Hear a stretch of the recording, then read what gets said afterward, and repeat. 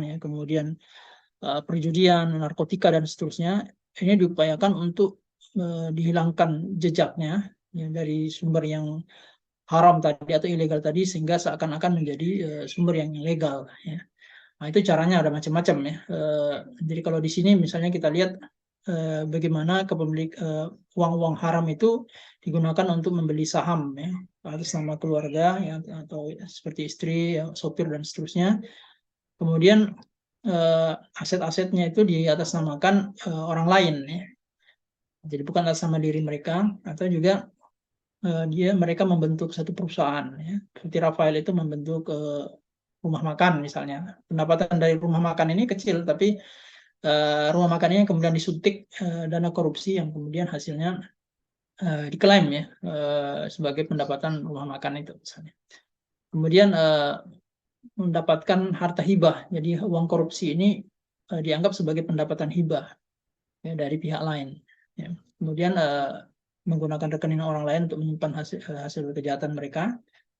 Kemudian yang ketujuh adalah melakukan transaksi barang fiktif. Ya. Jadi maksudnya seakan-akan mereka melakukan transaksi penjualan ya, penjualan barang ya dengan nota fiktif yang kemudian mereka mendapatkan hasil. Ya.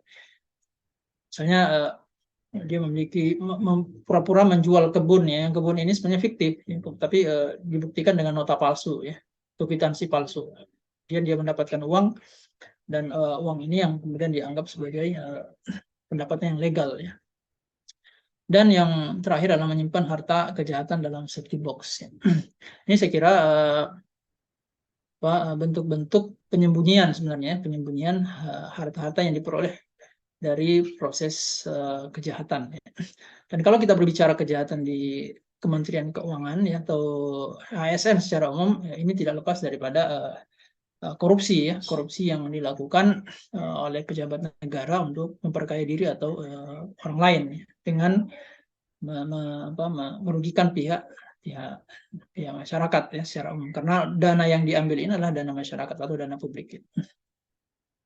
Ini secara umum ya, mungkin tidak perlu saya bahas secara detail bahwa proses pencucian uang itu adalah upaya untuk tadi menempatkan uang-uang haram tadi ya, hasil korupsi tadi ke sistem ya, sistem keuangan. Jadi misalnya ke perbankan ya, ke pasar modal.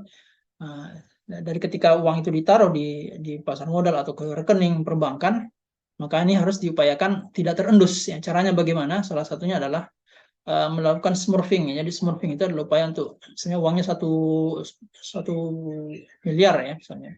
1 miliar itu dipecah-pecah menjadi 50 juta, 50 juta gitu. Jadi ada 20 kali transfer sehingga tidak terkena warning ya, atau tidak terkena lampu merah dari PPATK gitu. Karena kalau jumlahnya itu 1 miliar ya sekaligus ditransfer, ini bisa memunculkan kecurigaan. Ini ditransfer yang kecil-kecil ya ke rekening. Biasanya berkali-kali atau menggunakan pihak lain. Nah, kemudian setelah itu uang yang masuk ke dalam rekening ini ditransfer ke berbagai rekening lain atau digunakan untuk membeli saham atau digunakan untuk membeli cryptocurrency ya. Setelah membeli kripto atau membeli saham itu dikembalikan lagi ke perbankan ya. Ini yang disebut dengan layering. Jadi layering itu memutar-mutar uang ini sehingga tidak jelas ya sumbernya. Dan PPATK sendiri ya itu hanya bisa melacak ya secara serius itu secara intens kalau dia memiliki keinginan ya. Itu maksimal sampai layer kedua. Jadi layer ketiga itu sudah sulit untuk dilacak. Apalagi dengan menggunakan cryptocurrency ya. Cryptocurrency itu tidak identitas seorang pemilik itu kan sangat rahasia ya. Berbeda dengan perbankan. Jadi misalnya kalau setelah ini menyimpan uang di bank itu kan langsung otomatis identitas dirinya itu bisa diketahui ya oleh perbankan dan juga oleh PPATK, karena PPATK ini punya otoritas untuk meminta identitas dana nasabah begitu ya. Nah, ini kalau cryptocurrency ini sistem yang platform bersama yang tidak bisa siapapun yang memasukkan uangnya di situ tidak bisa diketahui karena kan dia terdiri dari identitas yang berbentuk logaritma ya. Algoritma itu terdiri dari lebih dari 10 byte ya. Jadi memang agak sulit untuk diidentifikasi siapa pemilik dari uang-uang itu. Kemudian juga setelah uang itu dicampur ya, kemudian dimasukkan lagi ke perbankan ya. Ketika itu sudah, ibaratnya layar yang ini tuh mencuci gitu. Kalau kita ibaratkan laundry itu, jadi pakaian kotor masuk ke laundry, setelah laundry bersih ya dimasukkan lagi ke lemari gitu. Nah, maksudnya dimasukkan lagi ke sistem perbankan yang normal. Nah, ini bentuk-bentuk money laundering ya. Ini contohnya ya, bagaimana hasil kejahatan dari pejabat itu, dari korupsi ya, agar hasil korupsi ini tidak teridentifikasi, maka mereka pura-pura bangun rumah makan di sini ya. Di pendapatan rumah makan itu misalnya hanya 100 juta per tahun, tapi kemudian diinjeksi uang korupsi sebanyak 1 miliar tadi, kemudian diklaim bahwa pendapatan rumah makan itu 1 miliar ya, 100 juta. Nah, caranya adalah agar bisa tidak terungkap atau tidak terendus oleh petugas pajak, ini bukanlah faktur-faktur fiktif ya, faktor transaksi penjualan di rumah makan itu. Nah, kemudian hasil yang diklaim sebagai pendapatan dari rumah makan ini kemudian diinvestasikan lagi untuk perumahan, ya. Misalnya perumahan investasikan untuk membeli sawit ya, atau membeli emas dan seterusnya ya. Nah, jadi tadi uang korupsi yang pertama itu digunakan untuk membeli rumah makan, ini layer pertama. Kemudian hasil korupsi itu ya dari rumah makan ini digunakan lagi untuk membeli properti atau aset-aset lain. Ini layer kedua. Dan itu semakin banyak transaksi yang dilakukan, maka PPATK akan semakin sulit untuk mengungkap. Itu contoh ya. Tapi kalau kita kembali ya, bahwa yang menjadi persoalan itu kan yang sisi hulunya ya. Jadi hulunya kenapa para pejabat ini melakukan korupsi ya. Dan kalau secara spesifik di Kementerian Keuangan, korupsi apa yang dilakukan oleh pejabat atau pegawai di Kementerian Keuangan ya. Nah, tentu saja Kementerian Keuangan ini adalah salah satu departemen yang basah ya. Di samping anggarannya juga cukup besar ya, sekitar 45 triliun ya per tahun. Ini jauh dari Kementerian Pertanian yang memiliki tugas untuk mengurus petani ya, kemudian ciptakan swasembada pangan, beras, kedelai, jagung dan sebagainya. Itu hanya 15 triliun. Jadi memang agak tidak proporsional yang dalam penganggaran kita di Indonesia ini ya. Karena memang penganggaran itu berdasarkan keputusan politik ya, politik antara pemerintah, dalam hal ini Kementerian Keuangan dan juga DPR. Hanya kalau kita lihat anggota DPR ya, meskipun jumlahnya hanya 500 orang ya lebih ya, itu anggarannya itu sampai 5 triliun, jadi sepertiga dari Kementerian Keuangan, Kementerian Pertanian. Padahal tugas DPR ini kan sebenarnya hanya rapat saja gitu, tapi anggarannya hampir sepertiga daripada Kementerian Pertanian. Itu contoh. Jadi uang dari yang bisa dikorupsi adalah pertama ya APBN. Kemudian yang kedua, potensi penerimaan, dalam hal ini perpajakan ya, baik itu yang bersumber dari pajak ya ataupun dari bea cukai ya. Nah, ini kalau kita lihat secara teoritis ya, dan ini secara empirik juga sebenarnya. Jadi beberapa kajian-kajian itu mengkategorikan korupsi ya yang dilakukan oleh pejabat negara itu ada yang secara langsung dan ada yang tidak langsung. Kalau yang langsung itu adalah ini sumber-sumber korupsi ya, sumber-sumber korupsi. Jadi korupsi itu bisa berjalan atau berlangsung ya, dan banyak terjadi pada pejabat yang mengurus regulasi dan perizinan ya. Jadi ketika ada misalnya perizinan pendirian bangunan ya, nah itu kan ketika sang jabat ini memiliki otoritas memberikan izin ya, maka ada peluang terjadi korupsi di sini karena dia punya hak untuk mengizinkan atau tidak mengizinkan. Atau mungkin juga misalnya yang sederhana adalah lisensi untuk surat izin mengemudi ya, SIM. Nah, itu juga pejabat bisa memberikan izin atau tidak. Makanya kalau kita saksikan atau mungkin kita banyak baca berita atau dengarkan dari pengakuan masyarakat ya, bahwa misalnya pengadaan SIM itu rawan dengan korupsi ya, karena masyarakat itu dibuat sulit untuk menjalani tes ya. Kalau mereka membayar, mereka mudah mendapatkan izin. Nah, itu regulasi, dan regulasi ini luas sekali ya, misalnya di regulasi di sektor pertambangan ya, regulasi di sektor perikanan ya, yang besar-besar ya, kehutanan ya. Nah, itu sangat rawan terhadap praktek korupsi karena pihak jabat di sini memiliki otoritas untuk memberikan izin ya terkait dengan pelaksanaan suatu kegiatan ekonomi. Nah, kemudian yang kedua juga yang sangat besar adalah perpajakan. Ini yang saya kira yang menjadi poin utama kita pada pertemuan ini ya, bahwa perpajakan ini adalah sesuatu yang memang rawan terjadinya praktek korupsi ya. Jadi harta potensi penerimaan negara ini dimanfaatkan oleh atau diambil ya oleh pejabat negara. Dalam hal ini pegawai pajak. Kemudian keputusan pembelanjaan ya, misalnya belanja-belanja kita ketahui ya, misalnya pengadaan-pengadaan barang di kementerian ya, itu kan setiap tahun lebih ratusan triliun ya. Jadi misalnya ketika mereka membeli barang-barang modal ya, misalnya membeli kendaraan ya. Nah, ini kan bisa terjadi korupsi di situ. Jadi ketika bisa mereka menentukan spek yang lebih rendah gitu, atau mungkin dengan harga yang lebih rendah dibandingkan harga harga harga pasar ya, atau mungkin bahkan lebih mahal ya. Jadi pengakuannya itu harganya misalnya 500 juta tapi kemudian diklaim 600 juta. Nah, itu pembengkakan ya. Mungkin ini relevan dengan kasus korupsi yang terjadi di Kementerian SDM yang sekarang baru diusut ya, bagaimana belanja pegawai ya, dalam hal ini gaji itu di markup ya, jadi dari 30 juta menjadi 300 juta. Kemudian penyediaan barang dan jasa ya, misalnya penyediaan rumah murah ya, kemudian BBM ya, kemudian juga listrik murah ya. Itu kan harganya di bawah pasar ya. Jadi ketika harganya di bawah pasar ini, sementara demand-nya itu banyak, maka di sini juga potensi terjadinya korupsi ya. Jadi bias selection. Jadi apa pejabat yang bertugas untuk menjual rumah KPR misalnya, ya ini bisa negosiasi dengan pihak-pihak yang membayar lebih tinggi.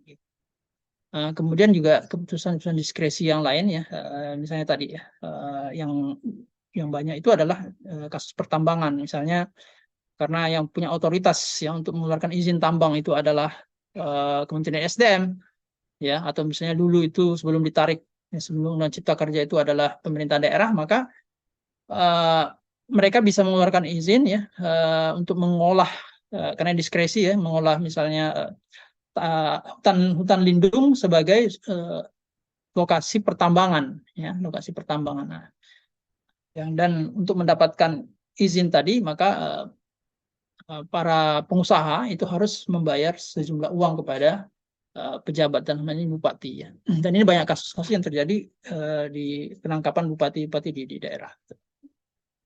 Jadi seperti itu ya. Kemudian juga yang tidak langsung dan ini berpengaruh ya pada aktivitas korupsi di Indonesia ya, ataupun di negara mana saja di dunia ini. Jadi yang mendorong orang untuk melakukan korupsi itu adalah kualitas birokrasi. Jadi kualitas birokrasi ini secara individual ya. Jadi secara individual ketika birokrasinya ini tidak greedy ya, memiliki keserakahan ya. Kalau di sini konteksnya adalah birokrasinya yang kualitasnya rendah mungkin secara pendidikan atau kualifikasi skill yang dibutuhkan, maka mereka punya peluang untuk melakukan korupsi ya, memanfaatkan jabatan mereka untuk mendapatkan atau menilap ya uang negara gitu. Kemudian yang berikutnya adalah transparansi dan transparansi aturan ya, dan prosesnya. Jadi kalau aturan-aturan itu tidak transparan ya, sulit tidak diketahui aturan-aturan yang berlaku, maka ini potensi juga terjadi korupsi ya. Nah, seperti sebagian masyarakat kita itu kan tidak tahu secara detail bagaimana aturan-aturan perpajakan gitu. Nah, sehingga mereka menyewa konsultan ya, atau menggunakan konsultan yang ditunjuk oleh petugas pajak. Ya, maka kemudian petugas pajak ini ya karena mereka merasa lebih tahu tentang aturan-aturan proses perpajakan, maka bisa mengelabui para wajib pajak. Itu yang terjadi karena memang aturan menjadi tidak transparan gitu, atau tidak rumit gitu. Nah, ini juga ada yang mengatakan ya, tapi ini juga banyak yang menyanggah ya. Jadi tingkat upah yang rendah itu juga bisa menjadi salah satu penyebab orang melakukan korupsi ya. Makanya di Kementerian Keuangan ya, ketika Sri Mulyani ya menjadi menteri itu, dia melakukan satu upaya ya, karena mungkin mendasarkan pada teori ini bahwa upah yang rendah itu akan cenderung mendorong seseorang untuk melakukan korupsi. Makanya kan diberikan remunerasi ya, jadi pemberian tunjangan ya kepada uh, pegawai pajak yang mampu mencapai target tertentu ya. Misalnya seperti Rafael itu setiap tahun itu bisa dapat 100 juta ya, 100 juta kalau dia mencapai target tertentu. Akhirnya kan dengan harapan orang akan berlomba-lomba ya, pegawai pajak ini akan berlomba-lomba untuk uh, menarik pajak itu, memungut pajak dari masyarakat dengan berbagai cara ya, dengan cara intimidasi bahkan ya. Kemarin ada viral ya bagaimana salah seorang artis itu diteror ya oleh petugas pajak untuk agar mau membayar pajak itu. Ini karena apa? Karena memang ada insentif yang diberikan oleh negara ketika uh, petugas pajak ini mencapai targetnya. Nah, jadi pendapatannya rendah kemudian menjadi penyebab orang korupsi. Tapi tidak juga ya. Ada salah satu survei ya di Yunani, tapi ya, di sana disebutkan dari beberapa penyebab wajib petugas pajak itu melakukan penyuapan. Jadi ini survei kepada narapidana ya, yang pegawai pajak ya, dan juga masyarakat secara umum itu, dan pegawai pajak di sana, ternyata tingkat upah yang rendah ini adalah motif terakhir ya dari sekian banyak motif-motif orang untuk melakukan korupsi. Jadi sesungguhnya bukan upah lah yang mendorong orang itu untuk melakukan korupsi ya. Tapi tadi ada macam-macam ya. Nanti kita jelaskan. Jadi misalnya sistem yang buruk ya, kemudian uh, apa korupsi yang membudaya di suatu instansi ya, ini juga, dan tidak ada keteladanan, ini yang akan membuat orang melakukan korupsi. Nah, ini sistem sanksi yang lemah ya. Ketika sistem sanksi yang lemah ya, meskipun orang itu misalnya dia korupsi 74 miliar ya, yang dilakukan oleh Gayus itu beberapa waktu yang lalu. Tapi karena sistem sanksinya lemah, dia tinggal cuma di penjara berapa tahun kan, dengan uang yang lebih banyak tadi yang tidak terendus oleh pengadilan, ya mereka bisa menyuap petugas pajak, yang mereka hidup mewah di sel tahanan. Artinya tidak seimbang antara kejahatan yang dilakukan dengan sanksi yang diberikan. Ini juga menjadi faktor orang mendorong untuk melakukan korupsi. Kemudian kontrol institusi yang lemah, artinya sistem yang ada itu tidak bisa mengidentifikasi korupsi ya, dan kalaupun ada identifikasi itu tidak diproses dengan benar ya, dan keteladanan yang kenapa? Karena ya yang lain juga korupsi begitu ya. Misalnya petugas pajak yang representatif account ya, RA itu kan yang secara langsung door to door ke pengusaha atau ke badan usaha ya, melakukan negosiasi. Ya, mereka itu korupsi karena eh, bisa karena tidak ketahuan atasannya atau karena bekerja sama dengan atasannya gitu. Jadi memang atasannya tidak memberikan keteladanan ya. Seperti yang dilakukan oleh Direktur Pemeriksaan dan Penyelidikan Pak Anggi ya 2 tahun lalu itu ya ditangkap gitu. Padahal dia posisinya eselon 2 kalau tidak salah, eselon 2 ya. Jadi di bawah dirjen ya. Nah, ini melakukan korupsi. Ini saya kira yang mengakibatkan korupsi ya. Dan dalam hal ini kita bicara konteks pajak itu sendiri. Kemudian kalau secara spesifik ya di pajak itu memang sudah banyak kajian-kajian ya. Artinya maksudnya kajian itu kan studi empirik ya, studi empirik dari berbagai fakta-fakta yang terjadi di berbagai negara. Ya meskipun mungkin tidak selalu identik ya, tapi ada beberapa yang sama ya, yang mungkin tidak terlalu jauh berbeda dengan apa yang terjadi di Indonesia ya. Misalnya yang pertama adalah kenapa banyak pejabat itu bisa melakukan korupsi di sektor perpajakan ini, karena memang regulasi pajak itu sesuatu yang sulit, sesuatu yang sulit dipahami oleh masyarakat umum. Nah, karena sulit dipahami oleh masyarakat umum, sehingga tadi ya mereka kesulitan untuk menghitung kewajiban pajak dia, ya. Ya misalnya dia menghitung kalau mungkin Ustadz Anggi, Ustadz Laka pernah mengisi SPT ya. Jangankan yang badan, yang orang pribadi aja ada sekian banyak kolom-kolom yang harus diisi dan itu bisa salah gitu. Karena tidak mengerti istilahnya, tidak mengerti cakupannya seperti apa ya, sehingga berpotensi salah. Ini kemudian bisa dimainkan oleh petugas pajak bahwa ini Anda salah, ini Anda kurang bayar misalnya, ketika sebuah perusahaan mengatakan Anda ini seharusnya membayar 70 miliar ya, 100 miliar ya. Kenapa Anda hanya mengklaim 50 miliar pajaknya gitu. Oh, maaf saya tidak tahu misalnya. Inilah kemudian terjadi negosiasi. Tapi kalau firm yakin ya, perusahaan yakin bahwa apa yang mereka bayar itu jelas ya, tentu mereka bisa berdebat ya dengan petugas pajak gitu. Tapi nyatanya kan tidak seperti itu. Dan itu sangat banyak ya kasus-kasus bagaimana wajib pajak itu dipermainkan ya oleh petugas pajak. Kemudian yang kedua ya, ini juga ada yang mengatakan bahwa korupsi pajak itu karena intensitas pertemuan antara petugas pajak dengan wajib pajak di tempat-tempat yang memang sulit untuk diidentifikasi secara langsung kan. Misalnya ketika RA ini ya, representative account petugas pajak ini datang ke rumah misalnya, itu kan bisa terjadi komunikasi ya di dalam rumah itu yang mungkin tidak akan sulit untuk diawasi oleh atasan si petugas pajak ini. Makanya ada yang mengusulkan ya, reformasi di perpajakan di Indonesia itu antara wajib pajak dengan petugas pajak itu nggak ketemu gitu.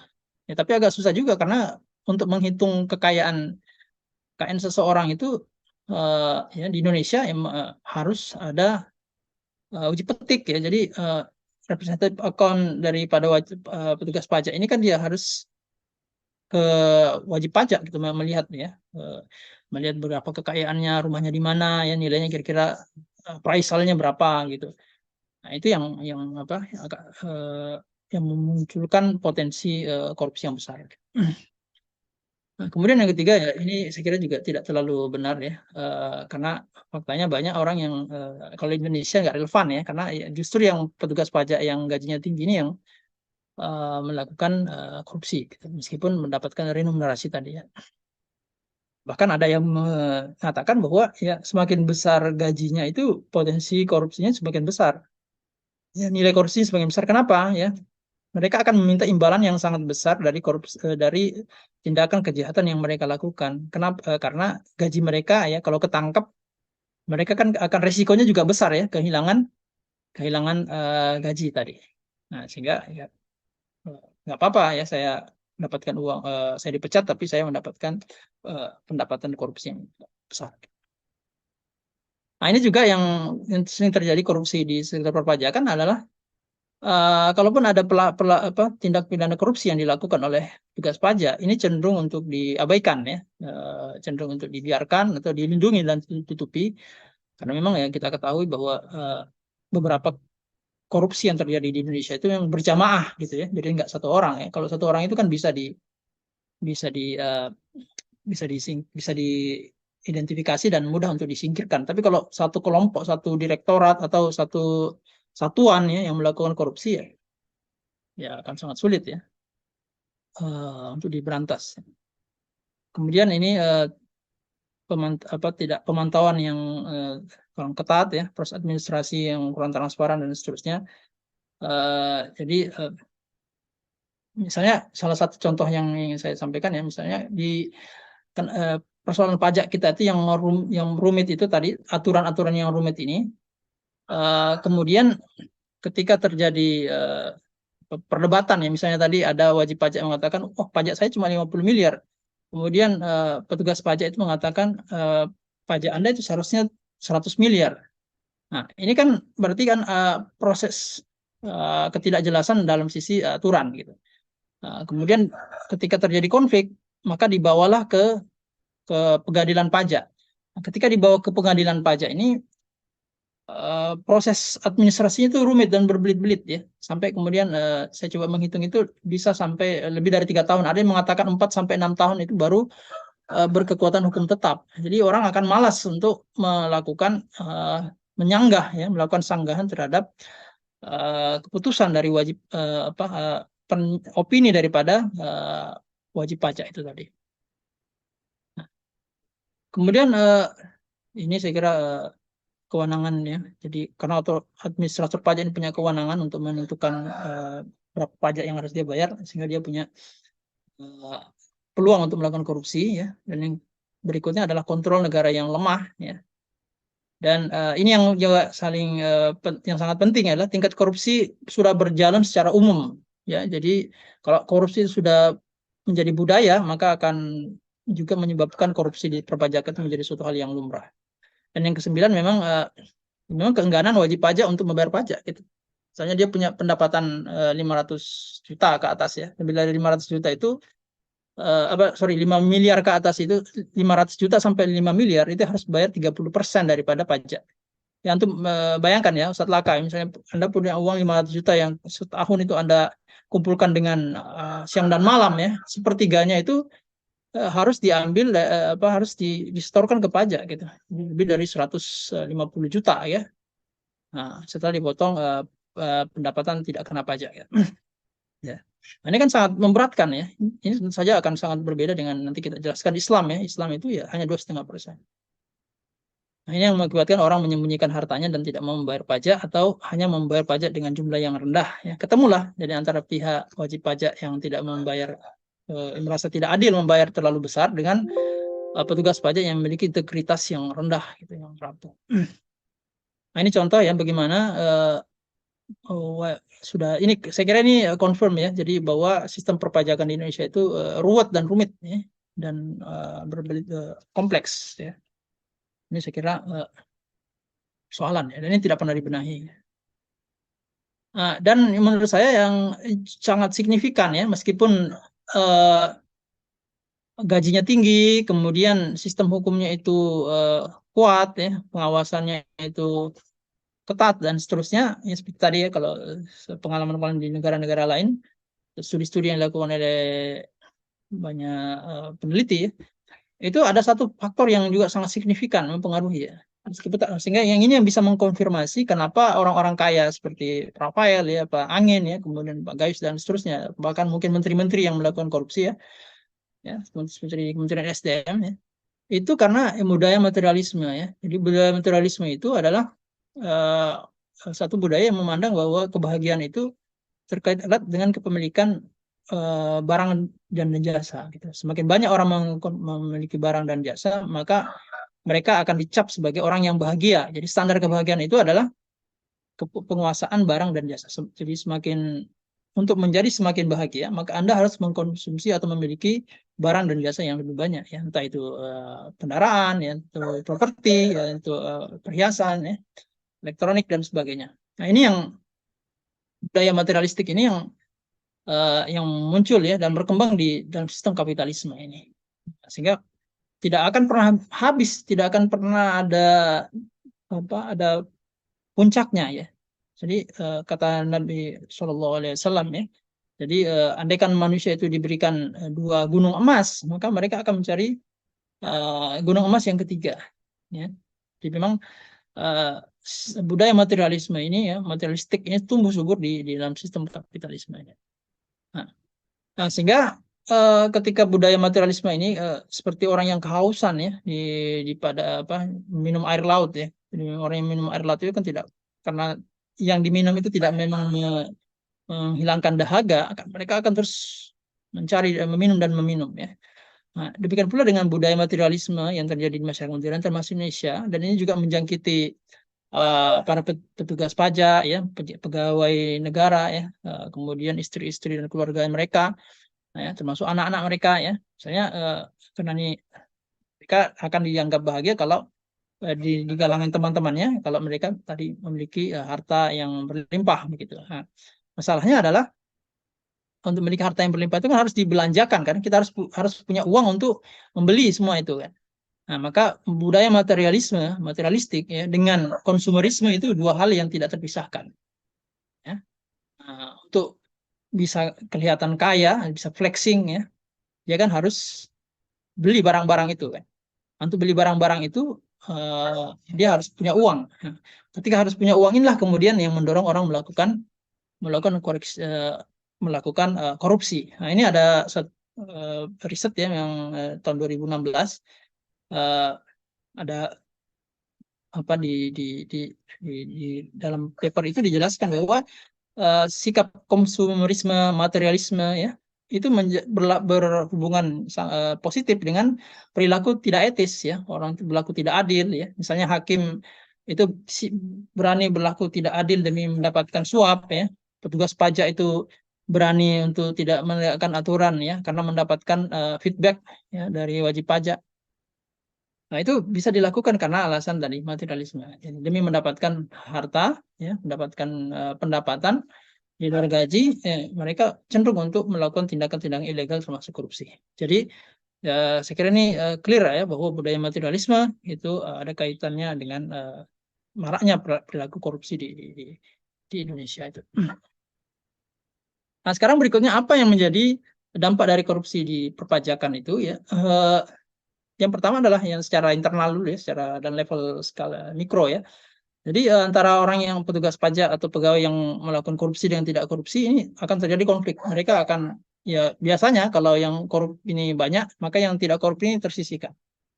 Ya, sehingga tim suatu departemen misalnya atau satu satuan itu menjadi tidak solid. Gitu. Orang yang bersih yang cenderung biasanya dikecilkan. Nah, kemudian yang berikutnya pekerjaan menjadi tidak efektif karena petugas pajak itu hanya menyasar orang-orang kaya saja, orang-orang yang kira-kira bisa dipeloroti lah, ya kalau bahasa kita ya, yang bisa diajak kerjasama untuk mendapatkan keuntungan. Sehingga, misalnya ya kemarin itu Pak Angin itu ya, kalau kita lihat dia kan memeriksa pajak Bank Panin ya, kemudian PT John Lynn ya, milik Haji Isam itu. Ya. Mereka kewajiban pajaknya misalnya 70 miliar ya, tapi dia hanya bayar 50 miliar. Ini kan kurang 20 miliar. Nah, ini bisa jadi ya kalau modusnya itu adalah daripada misalnya PT yang bermasalah ini membayar 20 miliar, nah, dia bagi dua aja. Jadi 10 miliar itu diserahkan kepada wajib pajak, kepada petugas pajak, dan 10 miliar diambil gitu. Jadi dia hanya bayar 60 miliar dari 70 miliar kewajiban dia. Nah, itu kan masih untung gitu ya. Ini yang banyak dilakukan. Nah, ini ada kemudian yang ketiga merugikan dunia usaha. Jadi pelaku usaha itu dirugikan oleh korupsi ya. Di sini ada karena biaya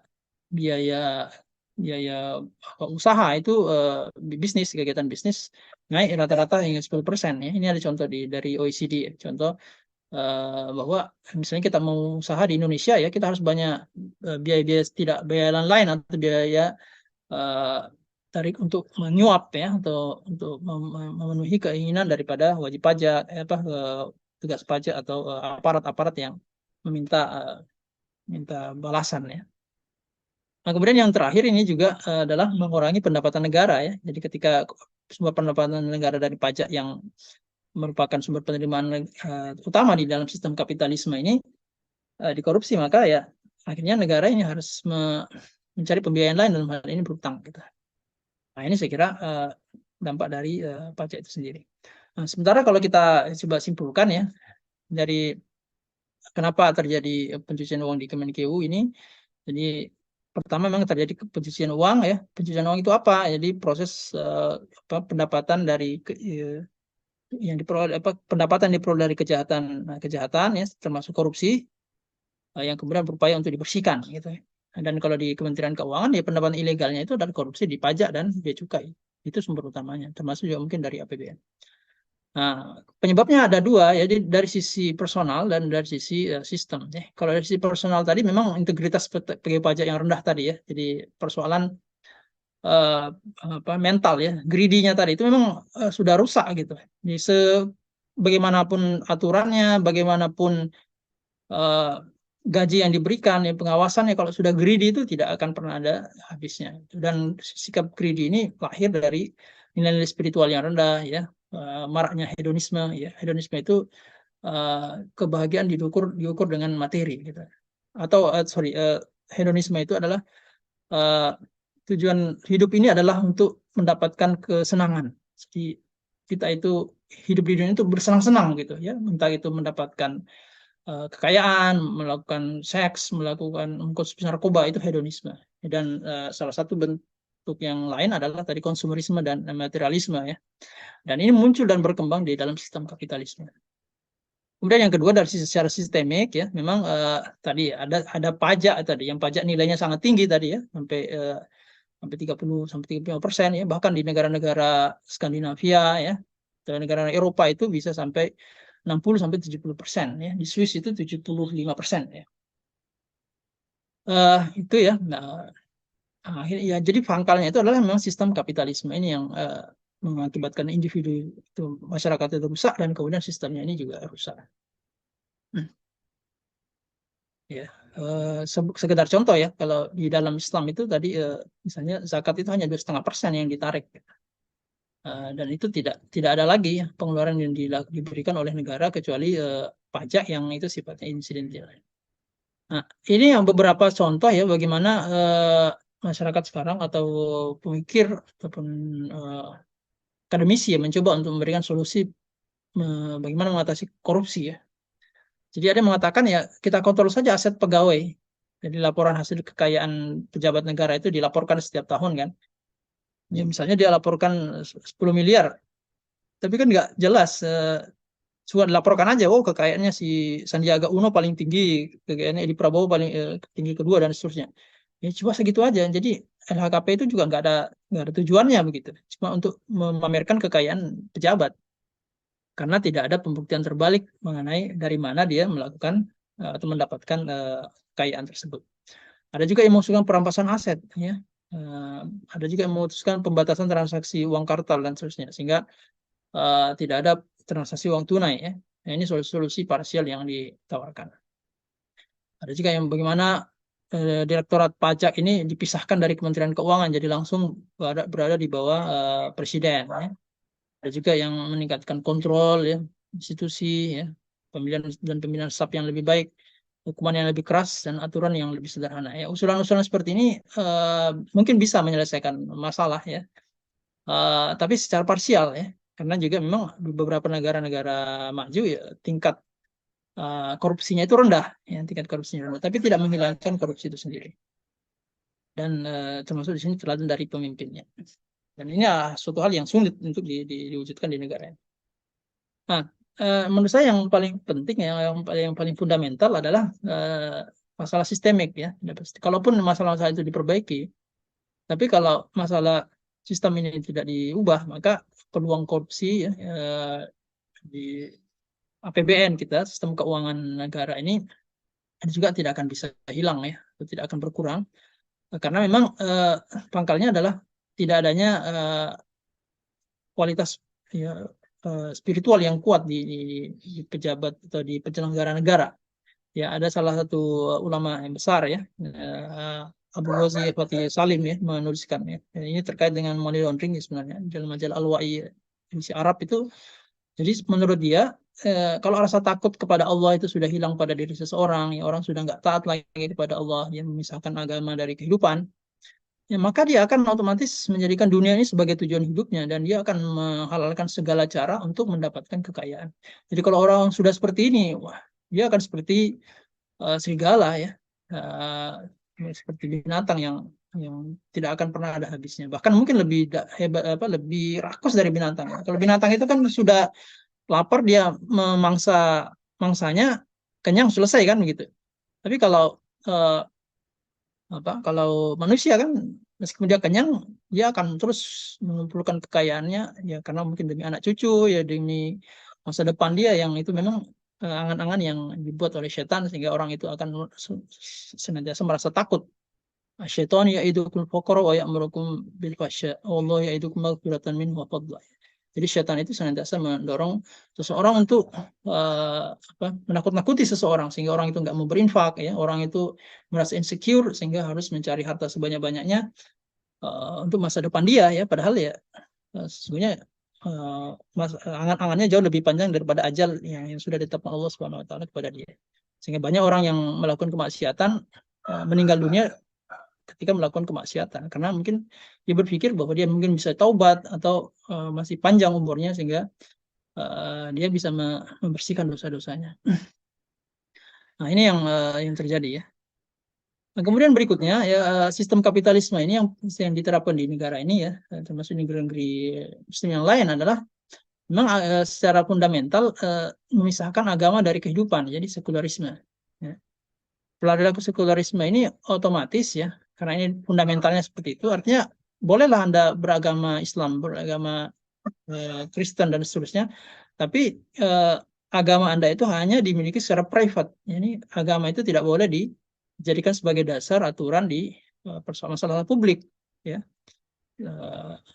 Kemudian Anda dalam sistem kapitalisme ini didorong untuk berperilaku bebas, ya, bebas beragama, bebas berpendapat, memiliki dan beragama ya. Jadi 4 kebebasan ini. Ya, ketika orang bebas memiliki, ini akan didorong untuk memperkaya diri mereka gitu, dengan segala cara. Ya, karena standar kebahagiaan dalam sistem kapitalisme itu adalah kepuasan materi. Jadi kepuasan materi. Untuk mendapatkan kebahagiaan tadi berupa kepuasan materi ini akhirnya orang akan mendorong seseorang untuk bekerja, melakukan tindakan-tindakan kriminal ya. Karena baik kriminal atau tidak kriminal ya, segala cara, karena mereka sistem kapitalisme ini kan mengajarkan kebebasan gitu, kebebasan untuk melakukan usaha, kebebasan untuk melakukan transaksi dan seterusnya. Nah, termasuk akhirnya aktor-aktor ya, orang-orang yang hidup dalam sistem kapitalisme ini akan didorong untuk mencari keuntungan, kekayaan materi sebesar-besarnya hanya pada batas-batas aturan formal ya. Sementara aturan formal di negara dalam sistem kapitalisme ini sangat terbatas ya, karena dibuat oleh manusia sehingga banyak celah-celah yang bisa dimanfaatkan. Makanya kemudian tax evasion ya, atau penghindaran pajak yang banyak dilakukan oleh orang-orang kaya, para artis, para politikus, itu kan bisa memanfaatkan celah-celah dari sistem perpajakan. Di Amerika sekalipun ya, seperti Donald Trump itu pajak yang dia bayarkan sangat rendah dan itu legal ya, karena banyak celah yang yang bisa dimanfaatkan oleh konsultan pajak ya. Termasuk juga misalnya Google ya, atau perusahaan teknologi itu mereka bayar pajaknya itu rendah.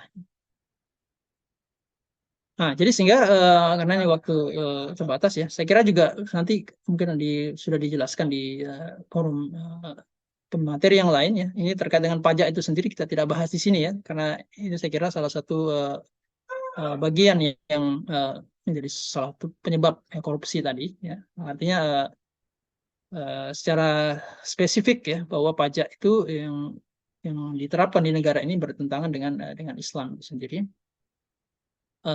Tapi pada kesempatan ini saya hanya membahas secara makronya aja, secara globalnya saja, sehingga salah satunya solusi ya yang komprehensif yang bisa menyelesaikan masalah korupsi ya di perpajakan ini, korupsi di Kementerian Keuangan ya, itu memang harus mengganti sistem yang eksis saat ini dengan sistem Islam ya, atau yang kita kenal dengan sistem kekhilafan Islam.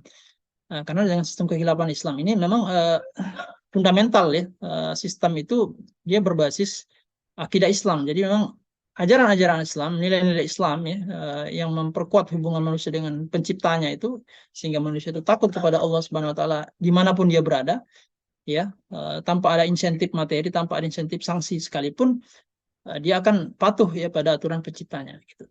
Itu bisa diwujudkan di dalam sistem kekhilafan Islam. Meskipun demikian juga sistem kekhilafan Islam memiliki aturan yang sangat tegas dan keras terhadap para pelanggar aturan-aturan yang telah ditetapkan oleh Islam ya di dalam bernegara ya. Misalnya di dalam Islam ada larangan suap, ada larangan menerima hadiah, larangan untuk mendapatkan harta yang berdasarkan pressure ya, seperti tadi ya, dari pejabat kepada rakyat dengan otoritas yang dia miliki.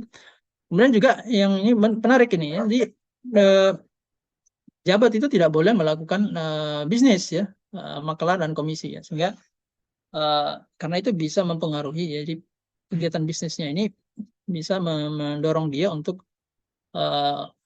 menggunakan jabatannya untuk mendapatkan harta atau kekayaan. Dan yang terakhir adalah korupsi ya, memanfaatkan kekayaan negara untuk kepentingan pribadi. Nah, dan kemudian struktur organisasi Baitul Mal dalam khilafah ya, secara umum bahwa dia di sini memang yang menarik adalah dia tidak memang menjadikan pajak itu di bagian bawah sini. Pajak itu hanya salah satu dari sekian banyak sumber penerimaan negara.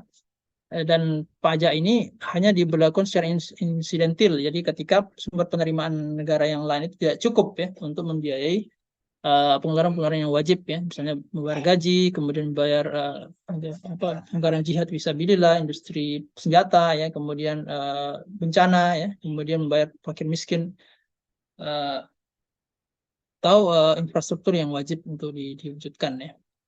Jadi itu yang keunikan dari Islam itu sendiri, dan sistem organisasi Baitul Mal itu menjadi bagian daripada sistem daulah khilafah itu sendiri yang ada di sini. Di satu bagian kecil. Artinya memang kalau hanya sekedar mengganti PBN ya sesuai dengan syariat Islam ya nggak menyelesaikan masalah, karena sistem yang lainnya juga saling mendukung gitu. Jadi kalau sistemnya APBN-nya APBN sesuai dengan syariat Islam, tapi sistem pidananya itu tidak sesuai dengan Islam, ya maka orang juga akan berpotensi untuk melakukan korupsi. Jadi mungkin begitu ya, sebagai gambaran umum terkait dengan bagaimana solusi untuk menyelesaikan ya masalah pajakan korupsi ya di pemerintahan negara Indonesia ini. Terima kasih, Ustaz Laka, saya kembalikan ke moderator.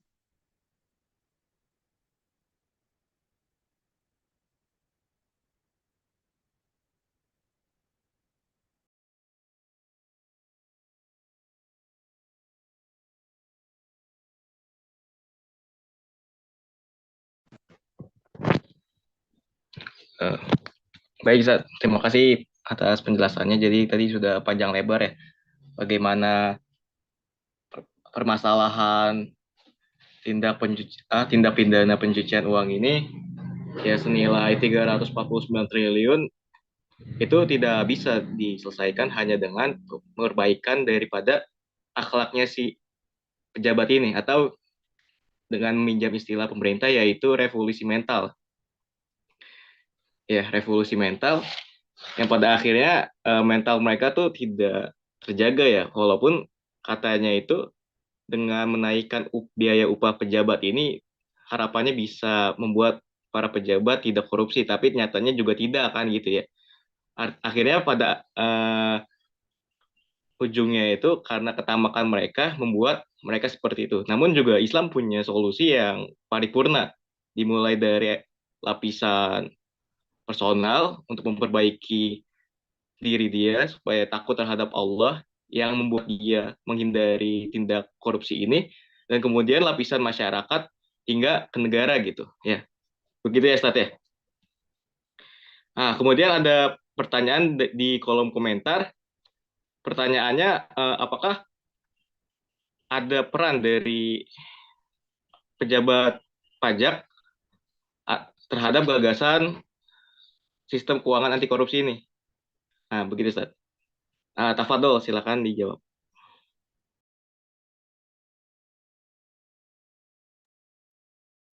Jadi saya kira kalau berkaitan dengan pegawai pajak itu sendiri ya, jadi pajak itu sendiri sebenarnya dalam sistem kapitalisme saat ini sistemnya secara regulasi itu bertentangan dengan Islam gitu. Jadi memang karena tadi ya, memang di dalam Islam itu dikenal pajak, tapi pajak yang diatur di dalam Islam adalah sumber pendapatan insidentil ya, temporer, yang hanya dikenakan ketika sumber pendapatan negara yang lain itu tidak cukup ya. Sementara negara membutuhkan biaya untuk belanja-belanja yang menjadi kewajiban kaum muslimin ya, seperti tadi biaya gaji, kemudian biaya jihad ya, biaya bencana dan seterusnya. Nah, itu baru dikenakan pajak, sehingga dan itu juga hanya dikenakan kepada orang muslim yang kaya. Sehingga kalau kita lihat berkaca pada sistem perpajakan sekarang ini ya, maka itu sudah bertentangan dengan Islam, karena pajak itu menjadi sumber pendapatan primer gitu, dan dikenakan kapan saja ya, siapa saja ya, baik itu orang kaya, orang miskin, muslim apa non muslim, dikenakan pajak gitu. Dan jumlahnya juga bisa melebihi kebutuhan ya. Makanya kalau kita lihat pengumuman Kementerian Keuangan itu tahun 2022 itu kan pajak melampaui target. Artinya kalau di dalam Islam ya berapa kebutuhannya, misalnya kebutuhannya 100 triliun ya, begitu ke 100 triliun sudah tercapai udah nggak ditarik lagi gitu, dihentikan gitu. Nah, itu yang kalau di kita kan semakin tinggi targetnya, kelebihan atas target itu maka semakin dianggap berprestasi. Nah, karena di dalam Islam itu mengambil harta orang tanpa hak itu adalah gulul ya, harta gulul. Mayaglul ya'ti bima ghalla yaumil qiyamah. Barang siapa yang melakukan kecurangan, ya pejabat yang melakukan kecurangan, maka hari kiamat nanti dia akan berjumpa dengan Allah Subhanahu wa taala dalam keadaan hina ya. Nah, eh, sehingga kalau kita pertanyaannya tadi bagaimana peran petugas pajak, ya saya kira ya, profesi ini dulu harus di, di, di diatur ulang gitu ya. Dua petugas pajak itu hanya melakukan tugas-tugas penarikan pajak sesuai yang diatur oleh Islam gitu. Itu yang pertama yang harus dilakukan gitu. Jadi pengaturan fungsi ya dan peran direktur perpajakan. Dan ini tidak akan mungkin ya bisa diubah ya. Misalnya kita tadi mengatakan bahwa bagaimana peran pegawai pajak tadi kan, untuk membersihkan korupsi ini ya. Ya selama aktivitas yang mereka lakukan itu seperti sekarang ini, maka mereka melakukan aktivitas yang diharamkan oleh Allah Subhanahu wa taala. Sama dengan pegawai bank gitu kan. Pegawai bank kan jelas ya. Karena mereka terlibat di dalam kegiatan riba ya. Jadi la'anallahu akilu riba wa ma'kuluhu wa katibai wa syahidai ya. Jadi Allah melaknat orang yang melakukan makan riba, memberi makan ya, kemudian saksinya yang penulisnya. Jadi pajak pun seperti itu karena penarikan pajaknya dilakukan tidak sesuai dengan yang ditetapkan oleh Allah Subhanahu wa taala. Gitu. Nah, kalau kita kemudian kalau dalam konteks negara Islam ya, terjadi korupsi misalnya ya, maka yang perlu diperbaiki ya pertama tadi karena sistemnya ini sudah yang benar ya. Tapi meskipun demikian ada potensi ya bagi individu penarik pajak itu melakukan kejahatan, maka yang diperkuat adalah aspek spiritualnya, aspek pengawasannya ya. Sebagaimana pada masa Rasulullah Shallallahu Alaihi Wasallam ya, ada seorang sahabat yang diutus untuk menarik pajak di Khaybar ya, kemudian petugas pajak ini petugas kharaj ya, ini mau disuap ya, mau disuap oleh orang-orang Yahudi, kemudian dia mengatakan dia menolak ya. Kemudian orang Yahudi mengatakan dengan demikianlah ya langit ini tegak gitu. Jadi maksudnya ketegasan dan konsistensi petugas pajak, petugas yang pada masa Rasulullah Shallallahu Alaihi Wasallam itu membuat negara itu bisa kokoh begitu. Ya. Nah, meskipun demikian juga ada ya orang yang melakukan pelanggaran-pelanggaran, tapi sistem ini mendeteksi ya. Misalnya bagaimana pada masa Rasulullah SAW ada pejabat yang menerima hadiah, ya, kemudian oleh Rasulullah SAW diperingati dan Rasulullah menjelaskan bahwa Allah jelas tapi baiti abika omika, ya. Kenapa kamu tidak duduk saja di rumah ayah dan ibumu sehingga datang orang orang yang memberikan hadiah itu kepadamu gitu. Maksudnya Anda diberikan hadiah itu karena posisi Anda sebagai pejabat gitu. Artinya memang di dalam sistem Islam pun juga ada potensi, tapi ada dari aspek penguatan ketakwaan individu, ada pengawasan ya dari negara, dan kemudian juga sanksi yang sangat tegas, yang keras ya bagi orang yang melakukan pelanggaran. Tapi yang basisnya adalah mereka sudah berada di rel yang benar gitu. Sudah sistemnya sudah benar, jalurnya sudah benar. Kalau sistem perpajakan sekarang kita ini kan relnya sudah salah gitu. Meskipun orangnya itu baik gitu ya, misalnya soalnya hal tahajud, puasa Senin Kamis, umroh setiap bulan misalnya bahkan ya dia tetap melakukan kemaksiatan. Jadi seperti itu Salaka ya. Jadi memang kalau peran petugas pajak tadi ya dia harus merubah sistem ini bersama-sama untuk merubah sistem ini, atau dia ya keluar ya dari apa pekerjaannya yang tidak syar'i itu ya, kemudian merubah menjadi sistem yang Islami, kemudian ya dia bisa terlibat dalam negara dalam penarikan pajak tadi ya yang sesuai dengan aturan Islam. Begitu. Nah, jika membahas penyucian uang, itu kan artinya adanya tidak transparansi ya dari pihak akuntan publiknya tersebut, karena begitu ya Ustaz ya. Oh iya, ya, memang. Jadi ada upaya untuk menyembunyikan Ya, kekayaan yang diperoleh gitu. sehingga terjadinya tindak pidana korupsi ini. Lalu eh, apakah ada peran akuntan publik ketika kita ingin menggagas sistem yang anti korupsi ini? Ya, sebenarnya akuntan publik itu ya dalam konteks yang benar ya. Jadi misalnya dalam uh, akuntan publik ini kan punya skill ya, punya kecakapan di dalam merumuskan ya, menjalankan satu sistem menghitung ya dari aturan-aturan yang sudah mapan gitu ya. Bisa memberikan masukan ya, bisa memberikan formula yang misalnya ya dalam konteks negara Islam ya ada penarikan pajak kepada kaum muslimin. Ya, untuk kan perlu juga akan menghitung siapa orang kaya, siapa bukan orang kaya kan gitu ya. Berapa kekayaan yang mereka harus bayar gitu. Nah, mereka bisa mengusulkan ya bagaimana sistem perhitungan yang efektif ya, yang sederhana ya, yang mudah, yang bisa dimengerti oleh masyarakat awam ya. Nah, saya kira ini mereka punya peran seperti itu ya. Seperti tadi yang saya tampilkan ya. Eh, ada salah seorang di majalah pajak itu, saya tidak perlu sebut nama ya, jadi salah satu konsultan pajak. Dia bisa mengusulkan ya bagaimana misalnya eh, sistem perpajakan itu yang dalam konteks sekarang ya, itu bisa dibuat sederhana. Jadi misalnya dia mengusulkan tidak perlu ada PPN ya. Eh, jadi yang dipajak itu cuma produsennya saja. Jadi rakyat konsumen itu tidak perlu dipajak.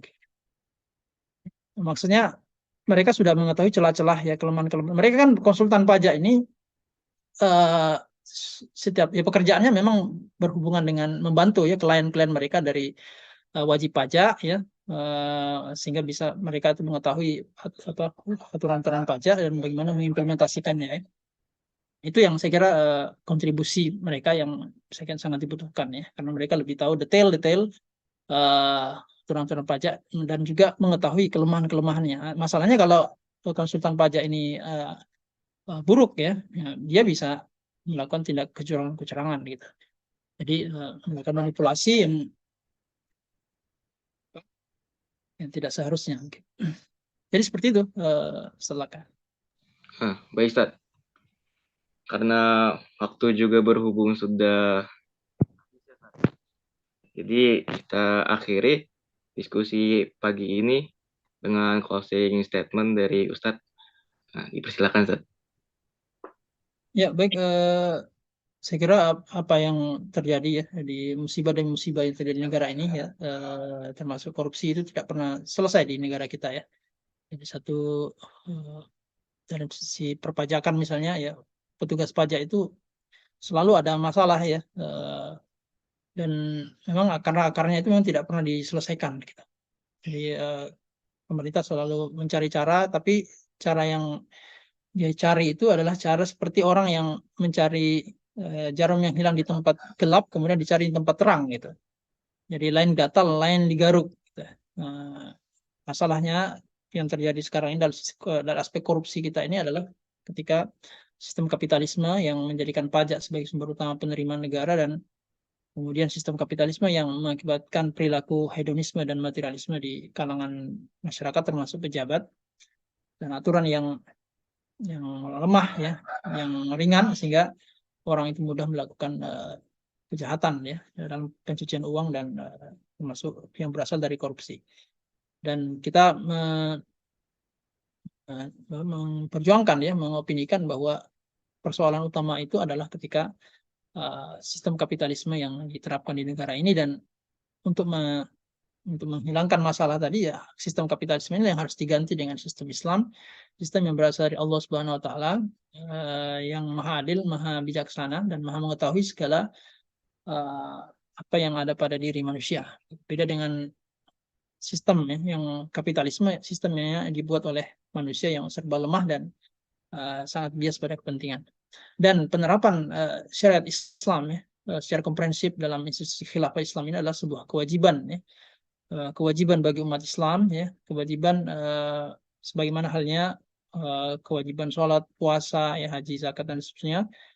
Karena meskipun ini adalah kewajiban sifatnya fardu kifayah, ya, dan fardu kifayah ini akan terus menjadi dosa, ya, kalau itu tidak terwujud, gitu. Dan sampai sekarang kekhilafan Islam yang menerapkan hukum Islam secara total ini sampai sekarang belum terwujud, sehingga ini menjadi tugas kita, ya, untuk menerapkannya. Bukan karena maslahat, tapi ini semata-mata karena perintah Allah Subhanahu wa taala dan Rasulnya, gitu.